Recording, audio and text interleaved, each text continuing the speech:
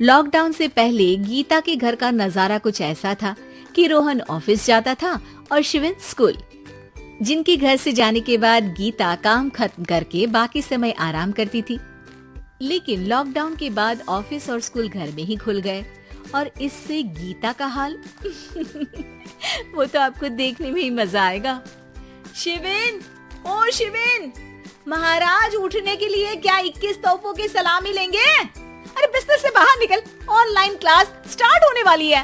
अरे तुम भी हद करती हो, स्पीकर की तरह चिल्लाने की क्या जरूरत है? दिख नहीं रहा मेरी कॉन्फ्रेंस चल रही है।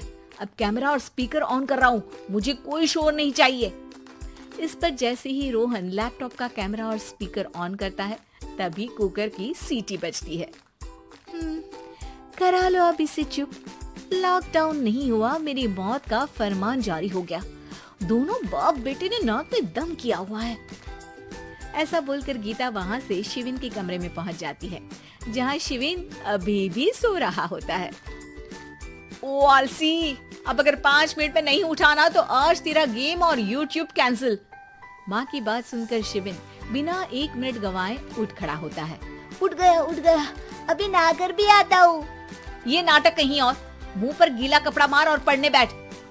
शिविन की ऑनलाइन क्लास स्टार्ट हो जाती है, जिस पर गीता उसे वहाँ बिठाकर रसोई में चली जाती है। थोड़ी देर में उसे कमरे से कुछ आवाज सुनाई देती है, जिसे सुनकर वो कमरे में वापस आती है।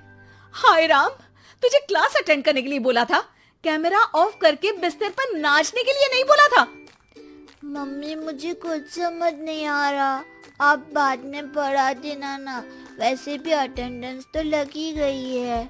हाँ बेटा, जरूर बन जा, तू अभी से हम सबका बाप बन जा।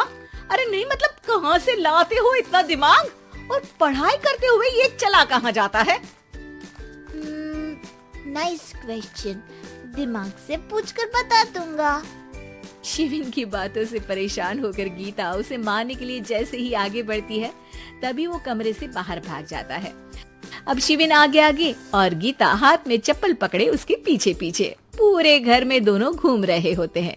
इसी बीच वो रोहन के पास पहुंच जाता है और शिविन को मारने वाली चप्पल रोहन के लैपटॉप पर जाकर गिरती है। ओए माँ!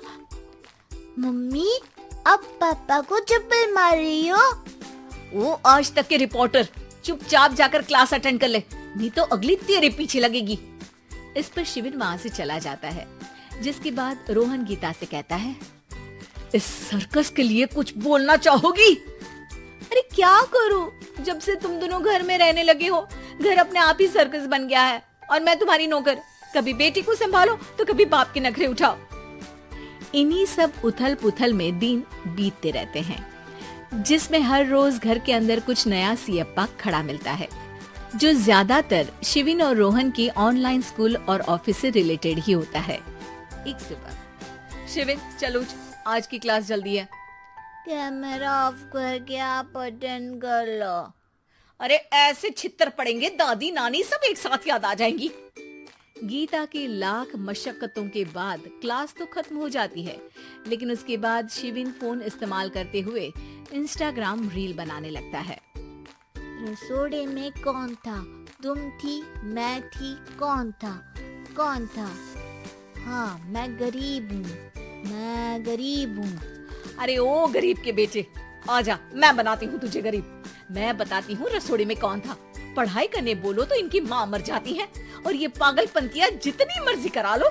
गीता शिविन को डांट रही होती है, तभी रोहन बीच में बोल पड़ता है। अरे बच्चा ही तो है, इतना गुस्सा क्यों कर रही हो? बेटे का साथ देने की इसी एक कोशिश में अब शिविन के साथ साथ रोहन भी गीता के गुस्से की सूली पर चढ़ जाता है। अगर बेटे पर इतना ही प्यार आ रहा है तो इसे क्लास अटेंड क्यों नहीं कराते? इसका होमवर्क क्यों नहीं कराते? उस समय तो बहुत जल्दी मीटिंग आ जाती है। वो काम मैं करूं और यहाँ इस बेफिजूली की चीज में तरफदारी करके बन जाओ महान। हे भगवान, कोई तो इनके ऑफिस और स्कूल खुलवाओ, मैं इन्हें और घर में नहीं सह सकती। मैं कुछ और मांग लेती, क्योंकि तुम्हारी ये विश इस साल तो पूरी होने से रही, कोरोना। हाय नास पिटे ने जिंदगी ही बर्बाद कर दी।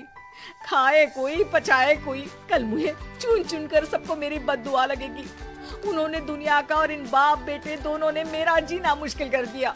गीता वहाँ से चली जाती है, जिसके बाद रोहन शिविन से कहता है, अरे तुम्हारी मम्मी इतनी भड़की हुई क्यों है? आपकी वजह से पूरा समय घर में रहते हो और उस पर कोई काम कराने की जगह बस ऑर्डर देते रहते हो।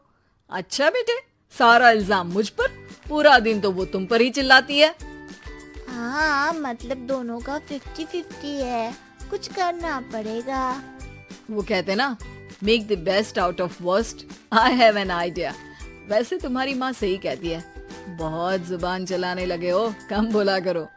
अगली सुबह रोहन और शिविन अपनी गलती को सुधारने के लिए गीता के उठने से पहले घर का आधा काम खत्म कर देते हैं, जिसे